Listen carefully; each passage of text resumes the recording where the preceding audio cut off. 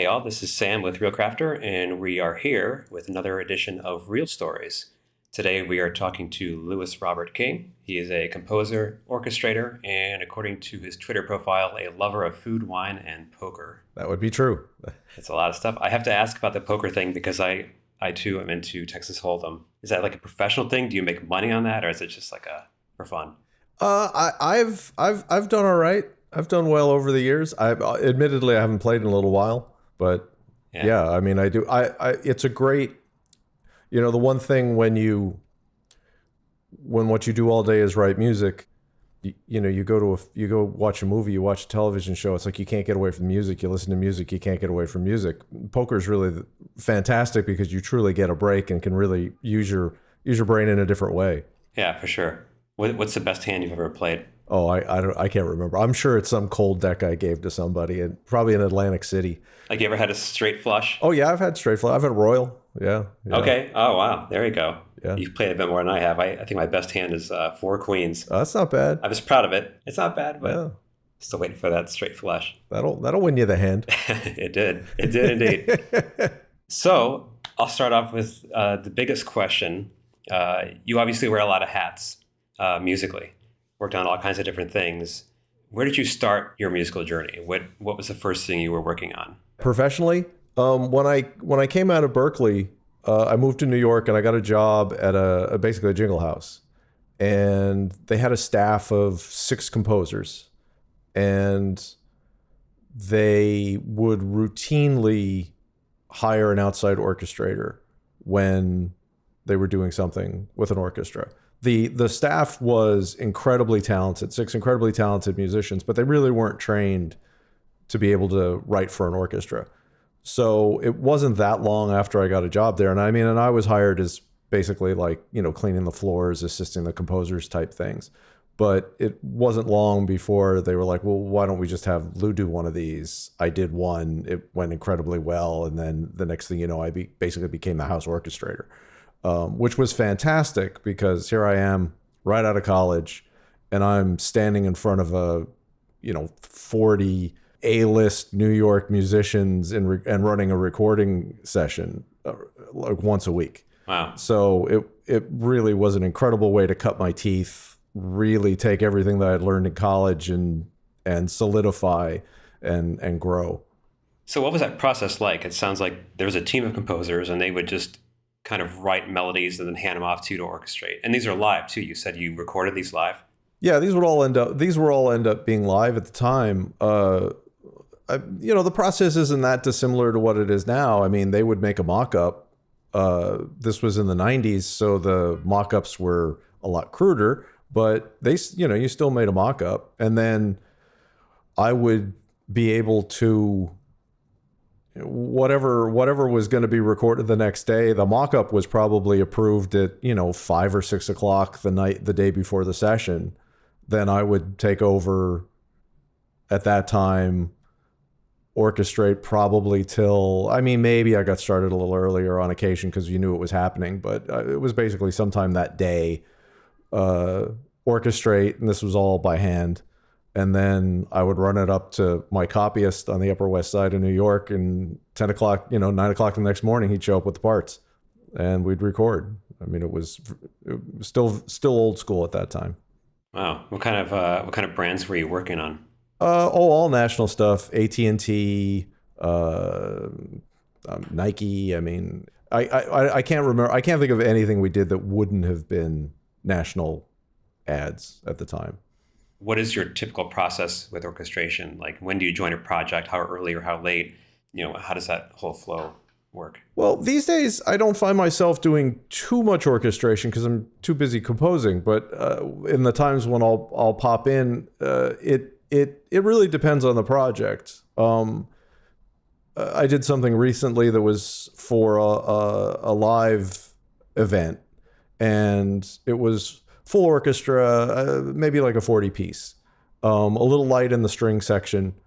So they thought, well, we'll have some pre-recorded sampled things and we'll kind of blend and we'll kind of go from here. And really I was walking in when everything had been, again, like everything had been settled. Like, this is what it should sound like.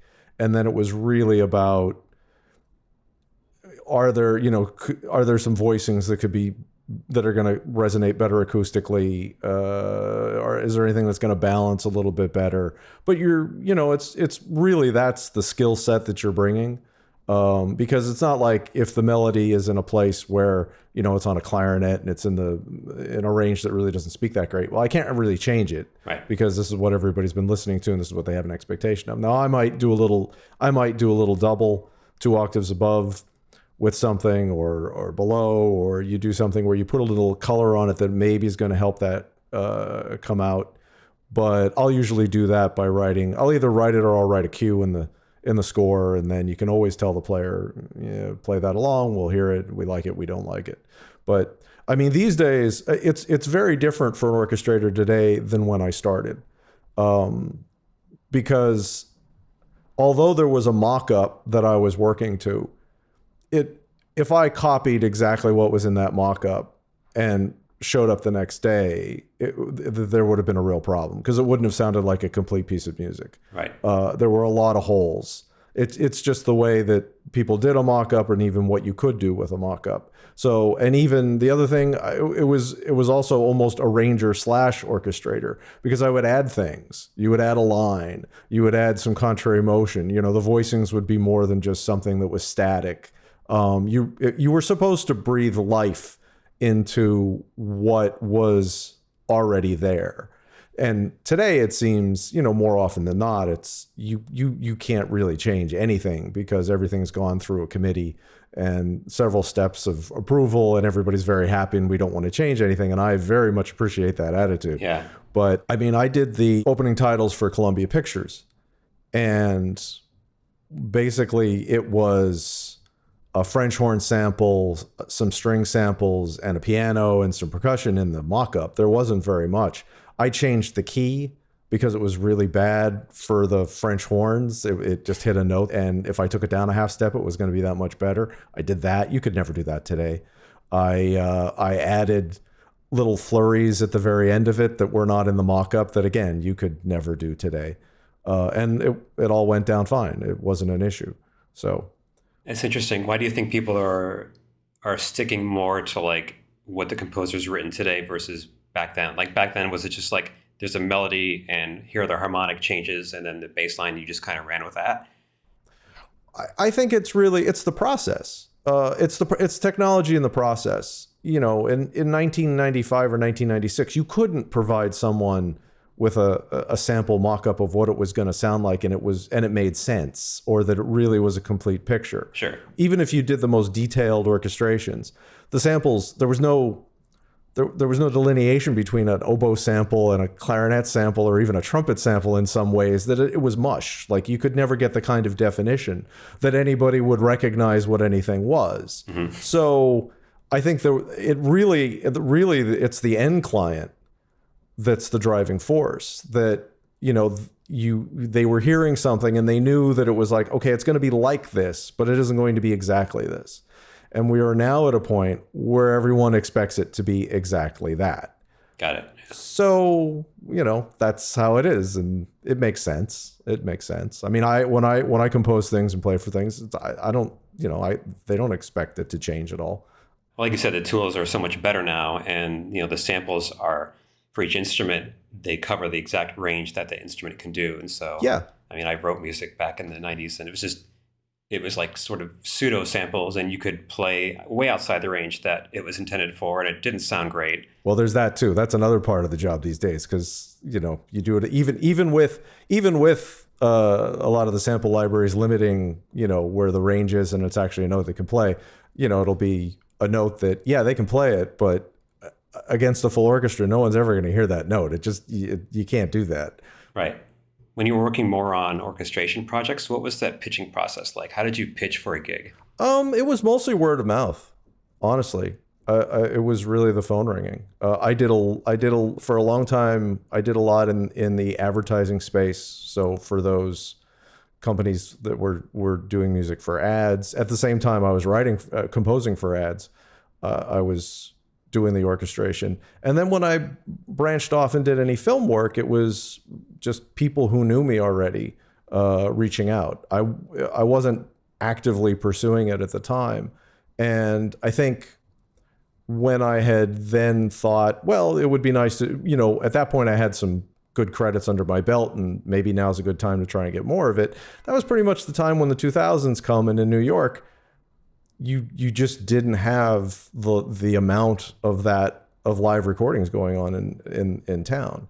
You were starting to get the offshoring where everyone was going to London, and there wasn't a lot being done in New York. So I didn't go out of my way to pursue that. Yeah. Which honestly I think is really the most important. I think it's the best way to get a gig, really. So it was nice because you were being brought in and everyone wanted you to succeed and everybody wanted you to be there from the very beginning. So. And when did things start to shift in your career from orchestration to like composing? It was in the late 90s when I was doing more advertising, writing for advertising. And I did a lot of that for a while. And then I would say 6 years ago, I really wanted to kind of change my focus and try to do some work that was a bit more artistically satisfying. Right. A little less commercial. Yeah. I mean, the thing I've always loved about writing music for commercials is that it's pretty short windows. You're on one thing and then you're on another thing and then you're on another thing. So the variety and even the variety of genres, although I lean more orchestral, it's like I can do jazz, I can do funk, I can do soul. So the opportunity to be able to bounce around and express yourself in a lot of different genres was very appealing and made it fun. But the flip side to it is that you're, writing 30, 60 seconds and it's very much tailored to what an ad is supposed to accomplish. And it's not that artistically fulfilling.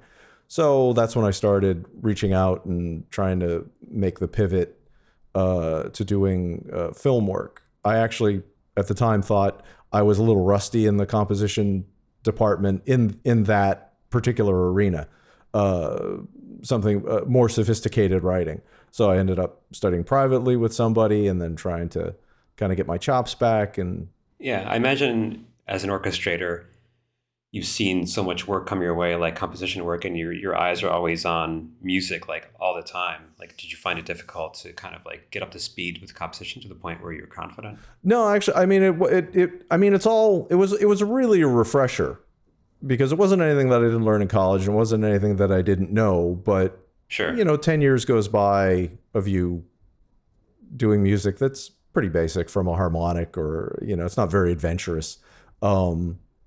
You forget. Mm-hmm. And then it's nice to kind of have the reminder, oh yeah, I can do this. Oh yeah, I just like riding minor sevenths, or, whatever it is. And suddenly it's like, oh yeah, it's muscle memory. It pops right back.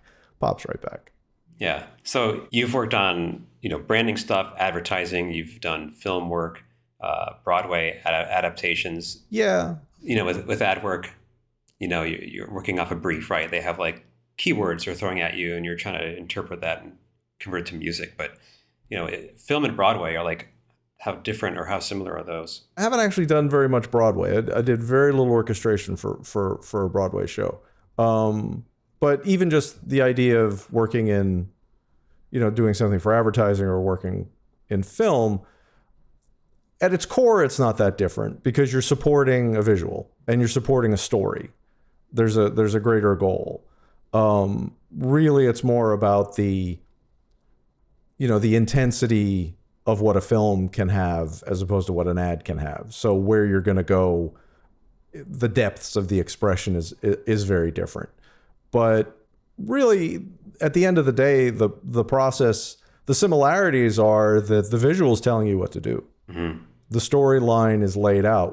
How does the music flow? The form of the music. Where are the shifts in the music? Where should it be small? Where should it be large? It's all either on the screen or in the dialogue, and you're following that, and that leads you where you need to be. Yeah. And anytime you try to go your own way, it's not going to work. And then I would say one of the larger differences, and I think this is relative to what you're working on, You know, in advertising, you're definitely you're trying to please a committee. There are a lot of voices with a lot of ideas that you're trying to make it work for everybody and kind of satisfy everybody. And that means everyone at an advertising agency and at the end of the day, who the actual client is. Sure. Whereas, you know, a lot of the film work I've done, it's me and a director. So it's a lot more direct and a lot clearer and a lot easier and in some ways a much faster process. Now, obviously, if you're working on the latest Marvel movie, it starts to get a lot more similar to the advertising because there's a lot of voices, a lot of opinions, and a lot of ideas. Yes. And you have to navigate all of those. Yeah, we've had some customers comment on how they'll send a reel out and they'll use one link and they'll see all the different geographical locations because people are passing it around, you know, throughout the team so everyone gets ears on it. Absolutely. It's kind of fun to watch that journey. Just go on your dashboard and, oh, they've all listened to it by now, hopefully. Yeah, it is amazing. It is amazing. Obviously, you are a ReelCrafter customer and you're using a platform, so not all your work is obtained through word of mouth. No. And so was that something that started to happen at a certain point where you realized, like, I need to pitch more? Well, I mean, even in these times when, you know, when I'm getting people who know of me call, you know, the importance of being able to showcase, you know, what your work is and was always important. So the nice thing about ReelCrafter is that it's made doing it so much easier. And, you know, for me, you know, there's a lot of people who kind of, I think musically very much are in kind of one category or really love one category, and that's kind of where they go. And for me, back to I like doing a lot of different things. It's like, I love doing comedy. I love doing heavy drama. I love doing, you know, really out music. I love working on a soul album with somebody. So being able to have, you know, in the past, you would have all these things kind of, all these tracks organized somewhere and then have to figure out how to, you know, or edit them all together and make some sort of reel. With ReelCrafter, it's so much nicer just to be able to have these reels kind of put together already. They're very organized. I can alter them. I can shrink them. I can edit into them.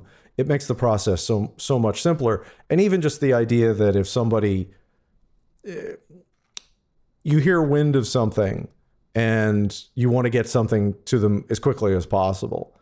And maybe it's something that I don't have 10 tracks or that I already have that thing set up. So I need to, you know, I see something that looks like, you know, an indie drama, like a light indie drama.